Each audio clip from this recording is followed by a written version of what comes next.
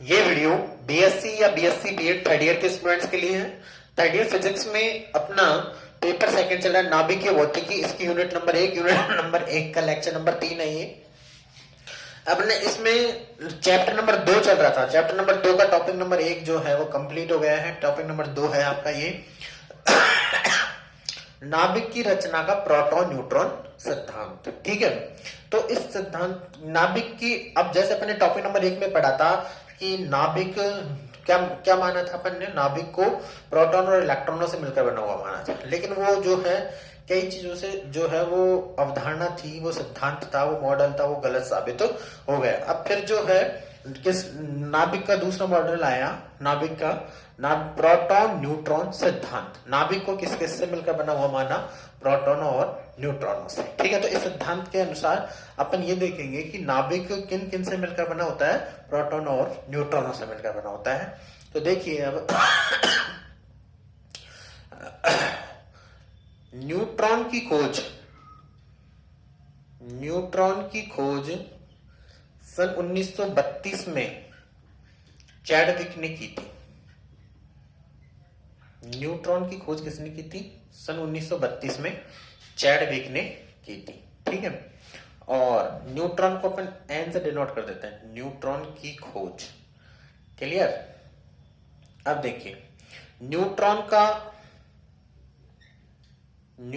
का आवेश, न्यूट्रॉन का आवेश जो है क्यू एन, न्यूट्रॉन का आवेश जो है वो क्या होता है, 0, यानी कि न्यूट्रॉन जो है उदासीन होता है।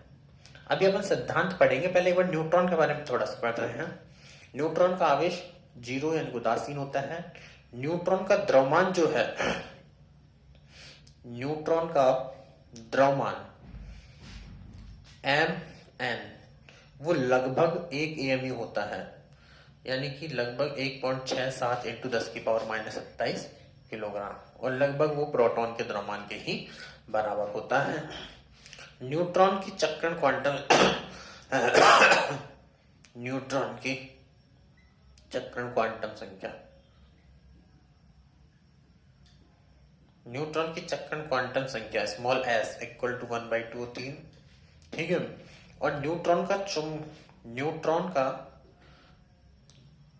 चुंबकीय आघूर्ण, न्यूट्रॉन का चुंबकीय आघूर्ण जिसको अपन जो है म्यू एन से डिनोट कर रहे हैं, और ये होता है -1.913 म्यू एन। यहाँ पर ये नाभिकीय मैग्नेटॉन कहलाता है म्यू एन। यहाँ पे जो म्यू एन है वो नाभिकीय मैग्नेटॉन कहलाता है। इसको अभी जो है बाद में बताऊंगा थोड़ा। ठीक है, लास्ट मतलब प्रोटॉन और न्यूट्रॉन दोनों के बारे में बताऊंगा। इसका जो ऑर्डर आता है वो आता है 10⁻⁻27 एम्पियर इंटू मीटर स्क्वायर की कोटि का होता है। एम्पियर इंटू मीटर स्क्वायर की कोटि का होता है। ठीक है, तो ये न्यूट्रॉन के बारे में थोड़ी सी बातें हैं। और अब अपन जैसे ये न्यूट्रॉन के लिए है, वैसे अपन प्रोटॉन के लिए कर लेते हैं। ऐसे ही सेम प्रोटॉन के लिए, प्रोटॉन का आवेश, प्रोटॉन का आवेश क्यू पी से डिनोट कर देते हैं। एक प्रोटॉन का आवेश होता है +E। ठीक है, प्रोटॉन का द्रव्यमान, प्रोटॉन का द्रव्यमान mp लगभग जो है 1 MU के बराबर ही होता है, और उसको अपन लिखे तो 1.67 इंटू 10⁻⁻27 किलोग्राम, जो कि लगभग न्यूट्रॉन के द्रव्यमान के बराबर होता है। और प्रोटॉन की चक्रण क्वांटम संख्या,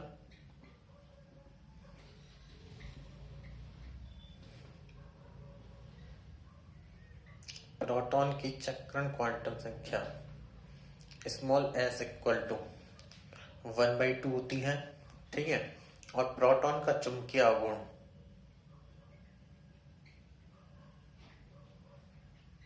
प्रोटॉन का चुंबकीय आघूर्ण म्यू पी इक्वल टू आपके पास होता है 2.793 म्यू एन। ठीक है, वही 10⁻⁻27 एम्पियर इंटू मीटर स्क्वायर की कोटि।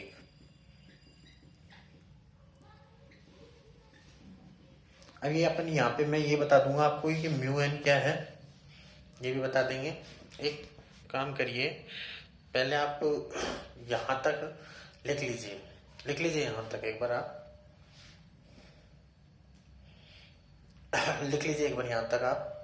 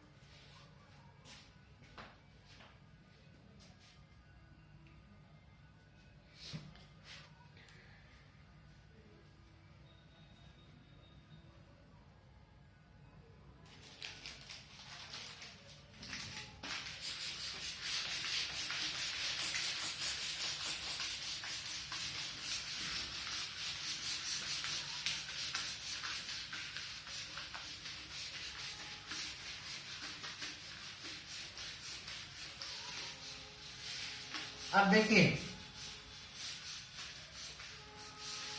नाभिक का द्रव्यमान कितना होता है, एएमयू, ए कैपिटल एएमयू होता है, ठीक है। और आवेश कितना होता है, प्लस जेड, ठीक है। नाभिक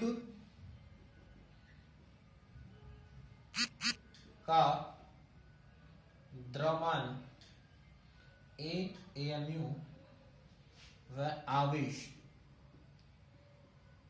प्लस जेड ई होता है, प्लस जेड ई होता है, ठीक है। अब प्रोटॉन और न्यूट्रॉन का जो द्रव्यमान है वो दोनों ही लगभग क्या है, बराबर है। प्रोटॉन और न्यूट्रॉन का जो द्रव्यमान है वो लगभग बराबर है, और दोनों लगभग किसके बराबर है, एक एएमयू के। तो जो प्रोटॉन और न्यूट्रॉनों की जो कुल द्रव्यमान एएमयू बनने के लिए प्रोटॉन और न्यूट्रॉनों की कुल संख्या कितनी होनी चाहिए, प्रोटॉन और न्यूट्रॉनों की कुल संख्या होनी चाहिए कितनी, कैपिटल ए।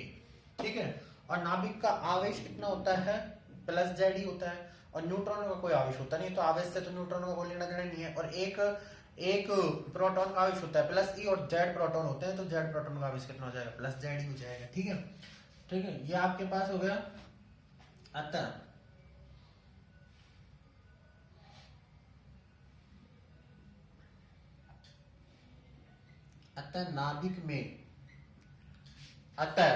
नाभिक में प्रोटॉनों व न्यूट्रॉनों की कुल संख्या, नाभिक में प्रोटॉनों व न्यूट्रॉनों की कुल संख्या, प्रोटॉनों व न्यूट्रॉनों की, नाभिक में प्रोटॉनों और न्यूट्रॉनों की कुल संख्या कैपिटल ए के बराबर होनी चाहिए।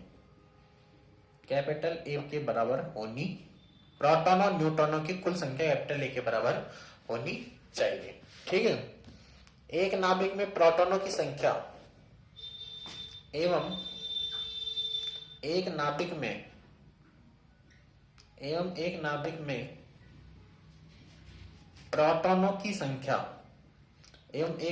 प्रोटॉनों की संख्या इक्वल टू कैपिटल जेड होती है। अतः न्यूट्रॉनों की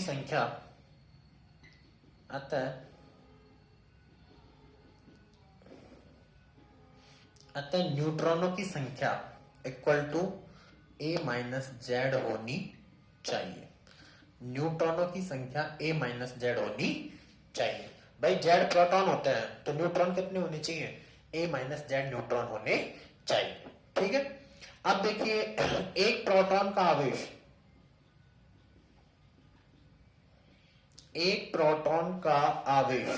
इक्वल टू प्लस ई होता है। एक प्रोटॉन का आवेश प्लस ई होता है। ठीक है, वह एक न्यूट्रॉन का कोई आवेश नहीं होता, वह एक न्यूट्रॉन का कोई आवेश नहीं होता है। न्यूट्रॉन का कोई आवेश नहीं होता है। ठीक है, अतः सभी जेड प्रोटॉनों का आवेश,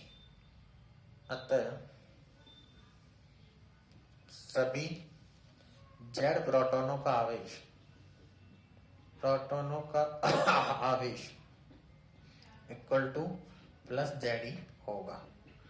तो ये नाभिक की रचना का प्रोटॉन न्यूट्रॉन सिद्धांत क्या हो जाएगा। अतः नाभिक की रचना के प्रोटॉन न्यूट्रॉन सिद्धांत के अनुसार,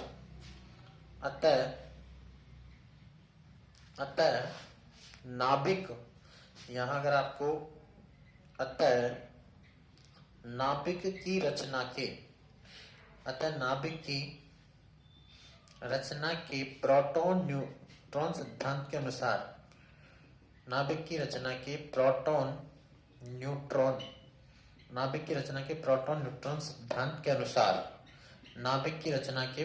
न्यूट्रॉन सिद्धांत के अनुसार, एक नाभिक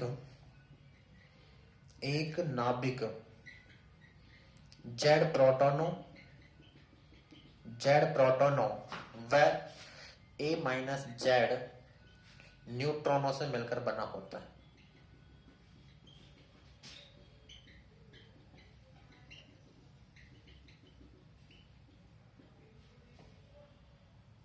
नाभिक की रचना के प्रोटॉन न्यूट्रॉन सिद्धांत के अनुसार एक नाभिक जेड प्रोटॉनों व ए माइनस जेड न्यूट्रॉनों से मिलकर बना होता है।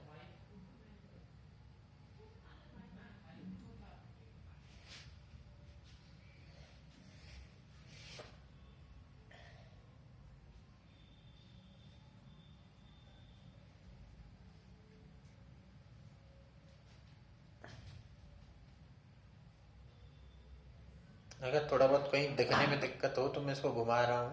अगर इधर हो, इधर तो खैर कुछ नहीं है, इधर देख लीजिए अगर कोई परेशानी है तो, बस इतना ही है।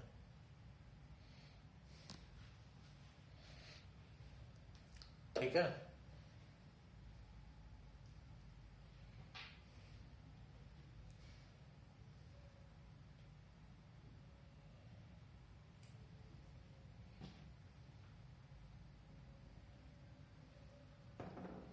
देखिए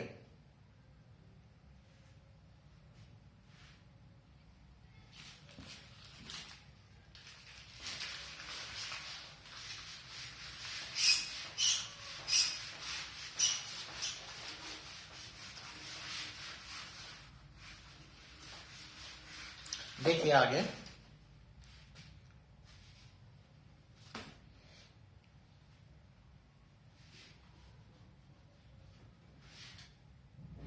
इधर देखिए, नाभिक की रचना का प्रोटॉन न्यूट्रॉन सिद्धांत। नाभिक की रचना का प्रोटॉन न्यूट्रॉन सिद्धांत। नाभिक की रचना का प्रोटॉन न्यूट्रॉन सिद्धांत सन 1932 में हाइजेनबर्ग ने प्रस्तुत किया था। हाइजेनबर्ग ने प्रस्तुत किया था। हाइजेनबर्ग ने प्रस्तुत किया था। नाभिक की रचना का प्रोटॉन न्यूट्रॉन सिद्धांत सन 1932 में हाइजेनबर्ग ने प्रस्तुत किया था। अब फॉर एग्जाम्पल देख लेते हैं अपन इस सिद्धांत के अनुसार। जैसे 7 and 14 नाभिक में प्रोटॉनों की संख्या, 7 and 14 नाभिक में प्रोटॉनों की संख्या Z इक्वल टू कितने होगी, 7, और न्यूट्रॉनों की संख्या A minus Z equal to 14 minus 7 equal to 7 होगी। ठीक है, तो ये नाभिक की रचना का प्रोटॉन न्यूट्रॉन सिद्धांत जो है वो कंप्लीट हो गया है। लेकिन अभी इसमें अपन ये और पढ़ेंगे कि क्या ये सिद्धांत सही है क्या, जिन कारणों में वो सिद्धांत प्रोटॉन इलेक्ट्रॉन सिद्धांत फेल हो रहा था, क्या ये सिद्धांत जो है उनमें सही है या नहीं है। ठीक है,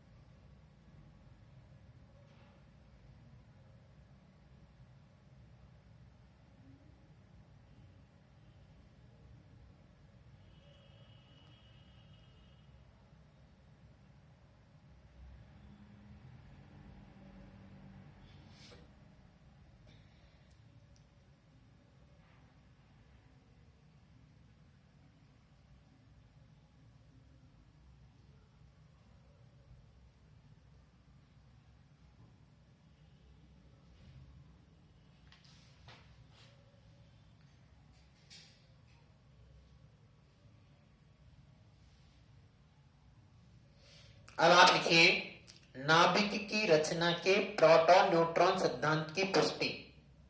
इसके बाद हेडिंग दीजिए नाभिक की रचना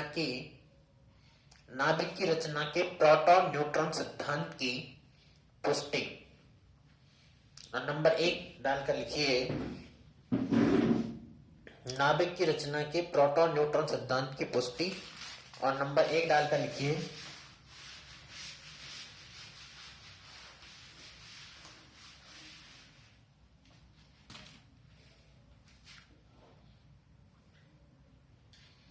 नाभिक की रचना के प्रोटॉन न्यूट्रॉन सिद्धांत की पुष्टि।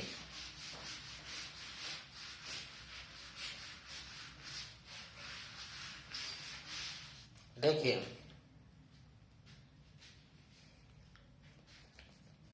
अब देखिए नंबर 1,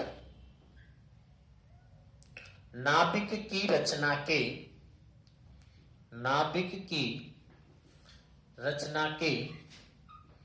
प्रोटॉन न्यूट्रॉन सिद्धांत। नाभिक की रचना के प्रोटॉन न्यूट्रॉन सिद्धांत से नाभिक की रचना के प्रोटॉन न्यूट्रॉन सिद्धांत से नाभिक के कोणीय संवेग नाभिक की रचना के प्रोटॉन न्यूट्रॉन सिद्धांत से नाभिक के कोणीय संवेग के प्रायोगिक मान की व्याख्या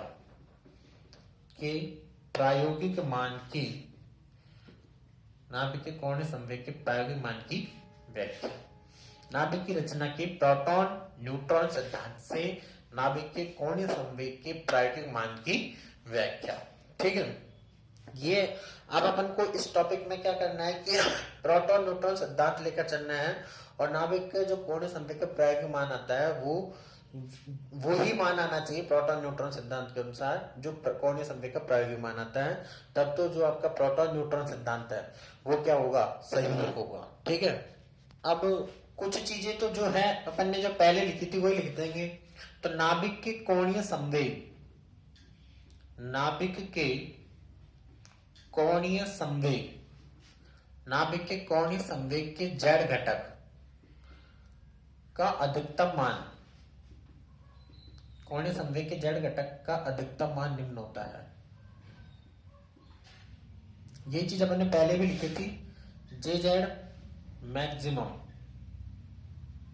इक्वल टू क्या आता है आपके पास, जे एच क्रॉस, ठीक है, या जे एच अपॉन 2 पाई। ठीक है, ये आपने लिख लिया है, जे एच क्रॉस या जे एच अपॉन 2 पाई। यहां पर जे क्या है, यहां जे क्या है, यहां पर जे है आपके कोणीय संवेग क्वांटम संख्या, कोणीय संवेग क्वांटम संख्या, कोणीय संवेग क्वांटम संख्या। अब अपन ने देखा था कि ये जे का जो मान है, जे का जो मान है वो ए पर डिपेंड करता है कि ए का मान सम है या विषम है। ठीक है, तो मैंने आपको बताया था कि जिन नाभिकों के लिए ए का मान सम संख्या होता है, ए का मान सम संख्या में होता है, उन नाभिकों के लिए जे का मान 0 या पूर्णांक होता है। ठीक है, पहले भी अपन ने देखा था। और जिन नाभिकों के लिए, जिन नाभिकों के लिए ए का मान विषम संख्या होती है, ठीक है, उनके लिए जे का मान क्या होता है, उनके लिए जे का मान अर्ध विषम पूर्णांक होता है। ठीक है, तो अब अपन लिखेंगे इसको दो स्थितियों में अपन डिवाइड कर देते हैं। नंबर 1, जब ए इक्वल टू सम संख्या, जब ए इक्वल टू सम संख्या है। ठीक है, अब इसको भी अपन चाहे तो दो कैटेगरीज में डिवाइड कर सकते हैं, स्मॉल ए और स्मॉल बी में।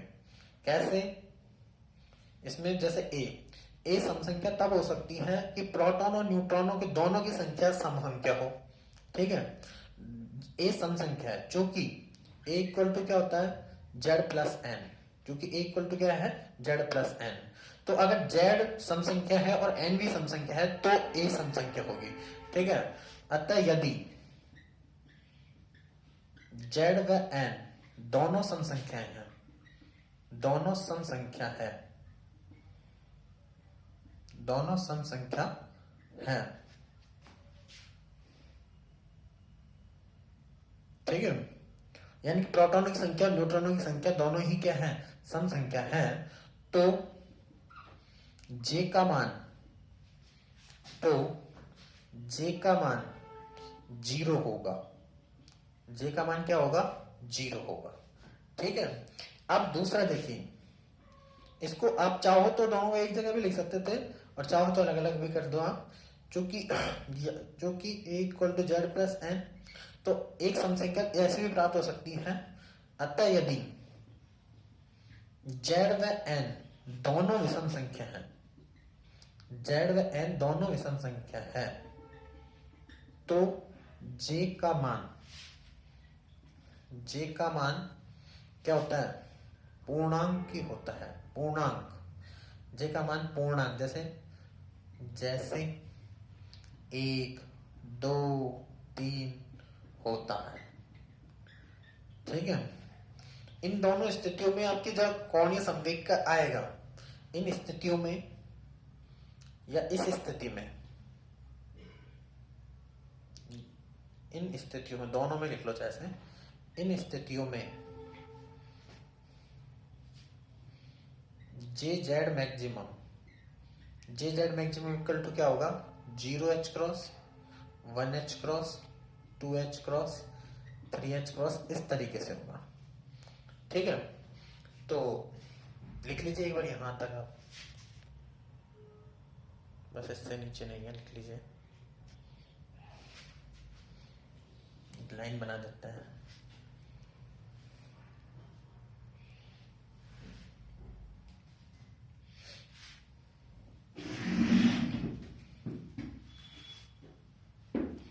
क्योंकि आप सम प्लस सम करते हो तो सम संख्या आती है और विषम प्लस विषम करते हो तब भी सम संख्या आती है।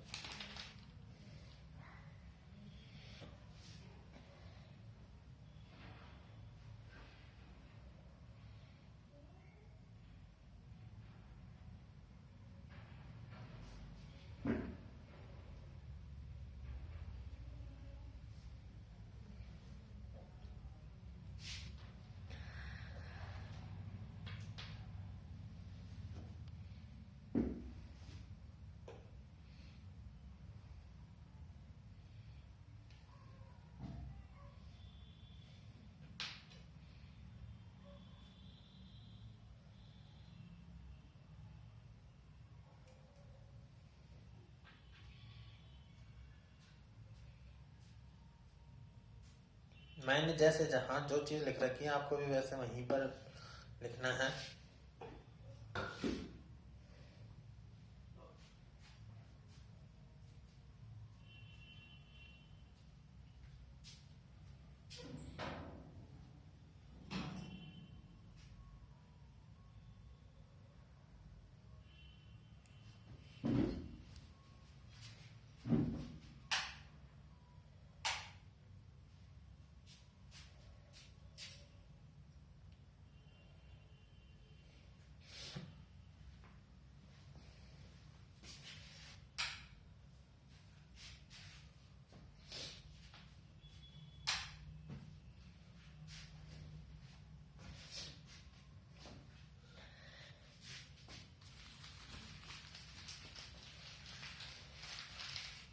या नाभ, इसे नाभिक के कोणीय संवेग या नाभिक के प्रचक्रण भी कहते हैं।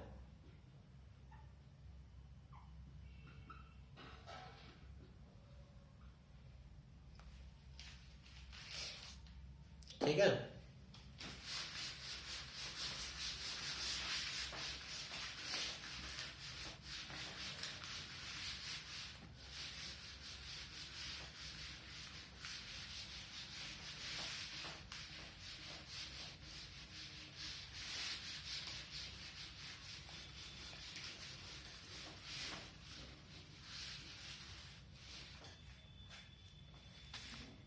अब आगे देखिए। अब थोड़ा ज्यादा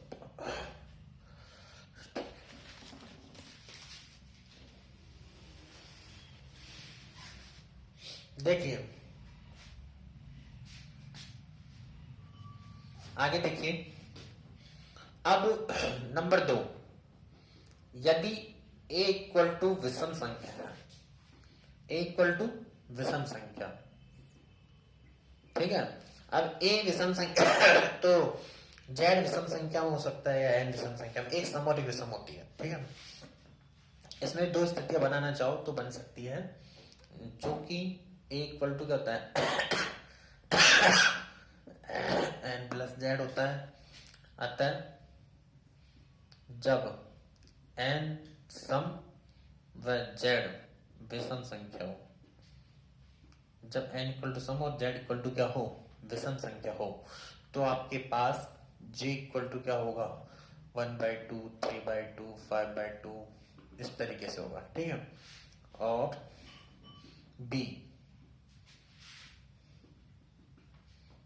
हो तो j इक्वल टू होगा b, चूंकि a equal to n plus Z होता है, n प्लस जेड होता है। अतः जब n इक्वल टू विषम व z इक्वल टू सम संख्या हो, तो भी j इक्वल टू 1/2, 3/2, 5/2 होता है, ठीक है। कुल मिला के दोनों ही स्थितियों में यही मानाता है। अतः इन स्थितियों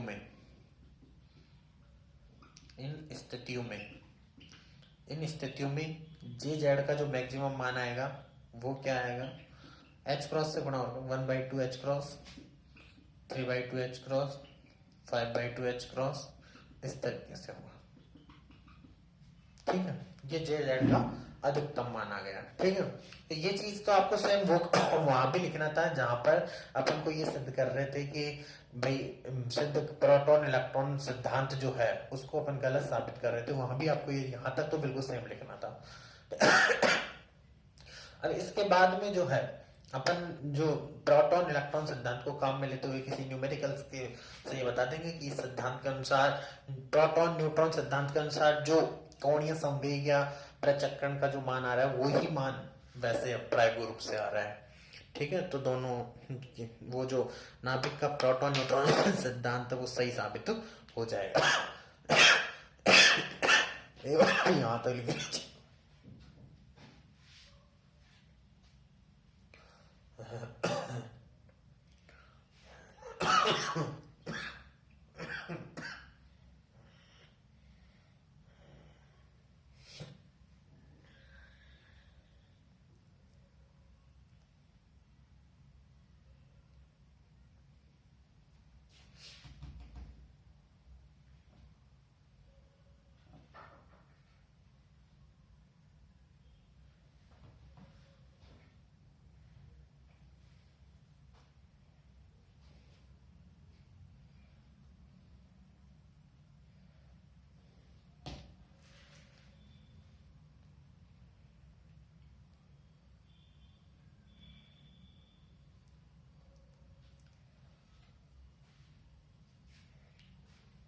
लिख लिया।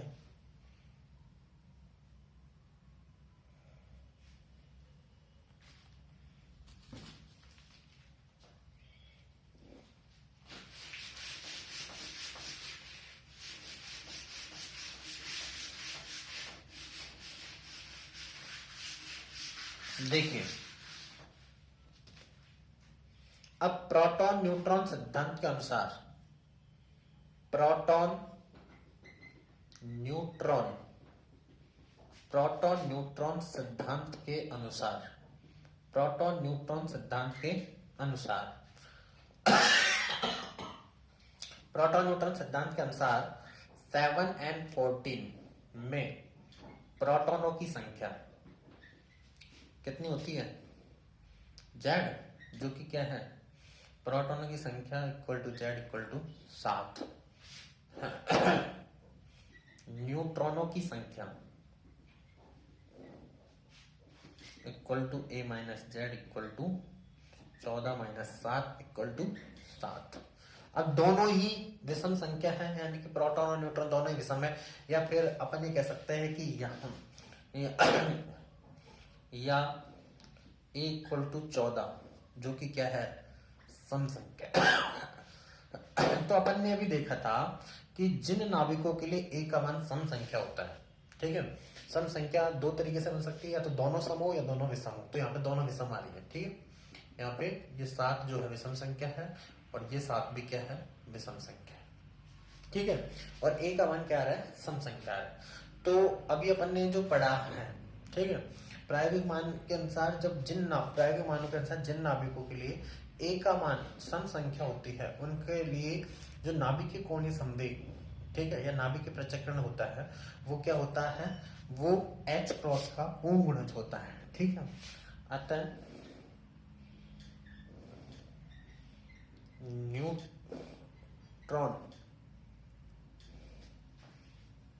न्यूट्रॉन के, या फिर ऐसे लिख लो, सॉरी, अतः नाइट्रोजन 7 and 14 के लिए J 7 and 40 के लिए J इक्वल टू पूर्णांक होगा। J इक्वल टू तो क्या होगा? पूर्णांक, ठीक है। और J Z मैक्सिमम का मान क्या होगा? J Z मैक्सिमम का मान 0 या 1H cross, 2H cross, 3H cross, इस तरीके से होगा, ठीक है। अब प्रायोगिक परिणामों के अनुसार प्रायोगिक परिणामों के अनुसार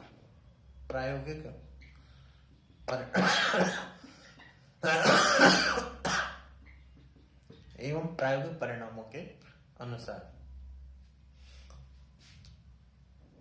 7 and 14 के लिए J इक्वल टू 1 व JZ maximum equal to 1H cross होता है, ठीक है, 1H क्रॉस होता है।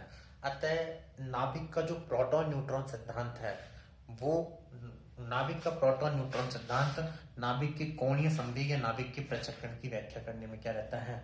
सफल रहता है। अतः नाभिक का प्रोटॉन न्यूट्रॉन सिद्धांत नाभिक का प्रोटॉन न्यूट्रॉन सिद्धांत नाभिक का प्रोटॉन न्यूट्रॉन सिद्धांत नाभिक के प्रोटॉन न्यूट्रॉन सिद्धांत नाभिक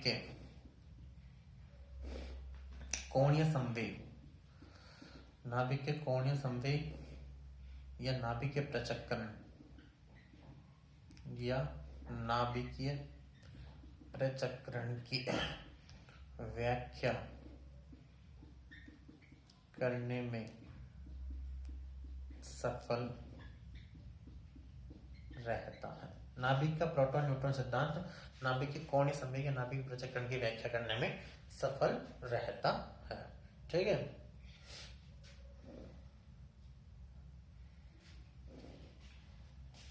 अतः कोणीय संवेग के आधार पर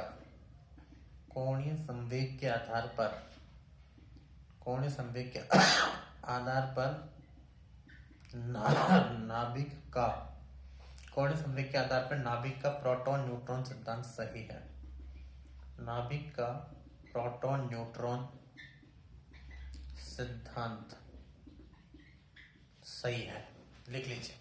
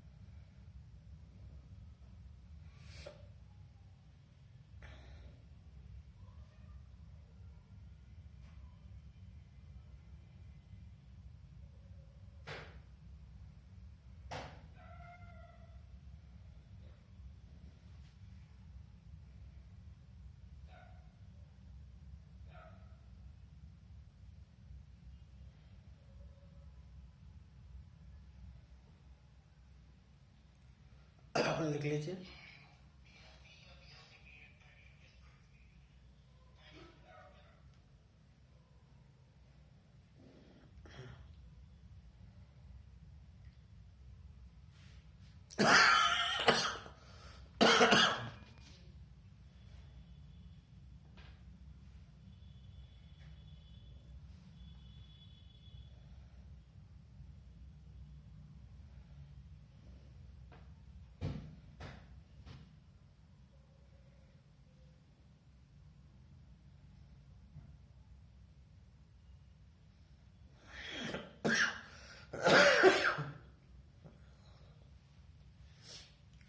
ठीक है।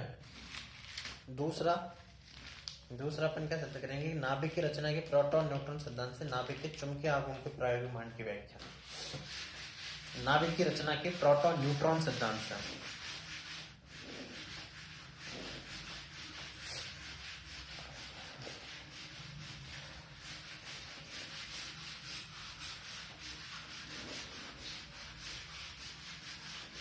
इधर देखिए, मेरी तरफ पहले एक बार बाद में लिखना।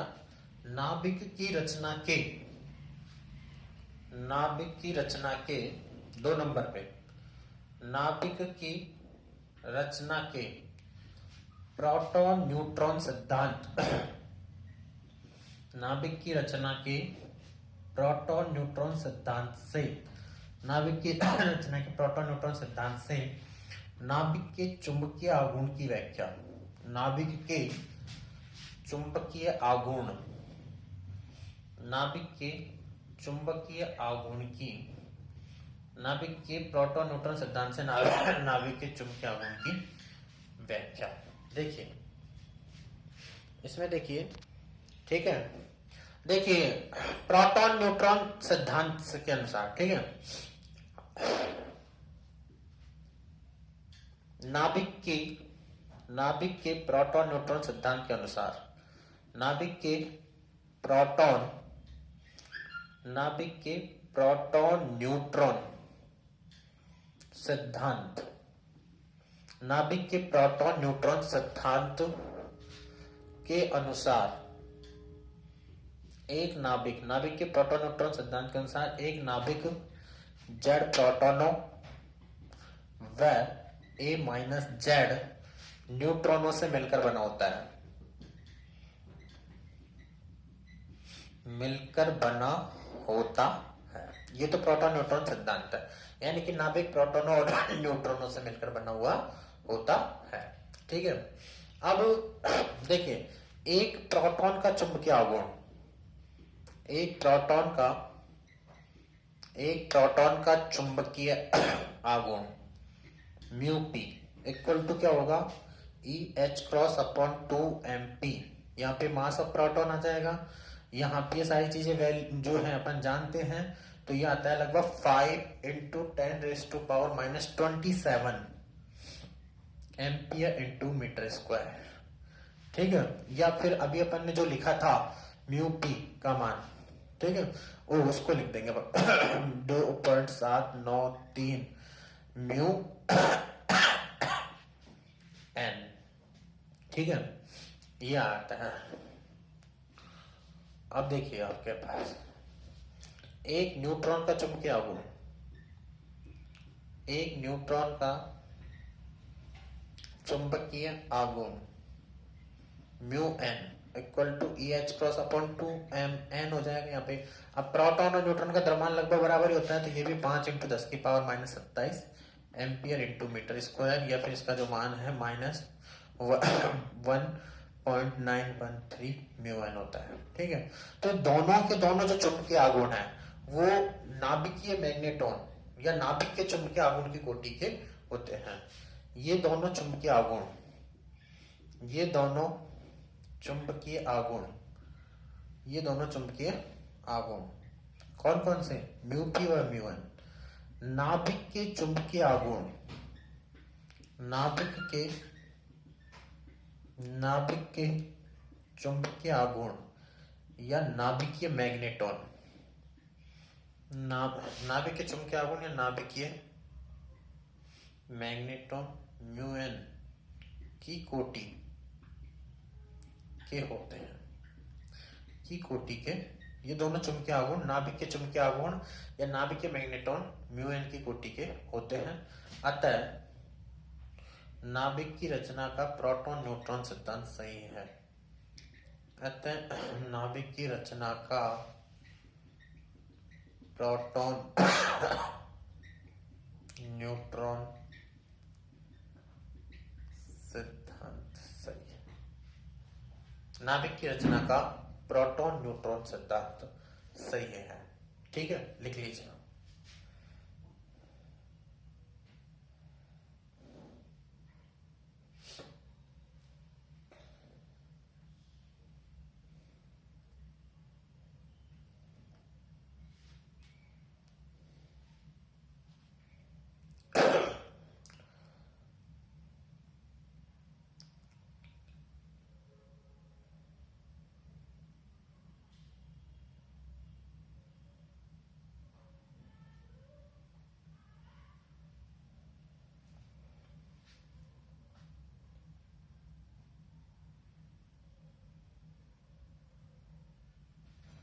इसमें इतना और बढ़ा सकते हो आप।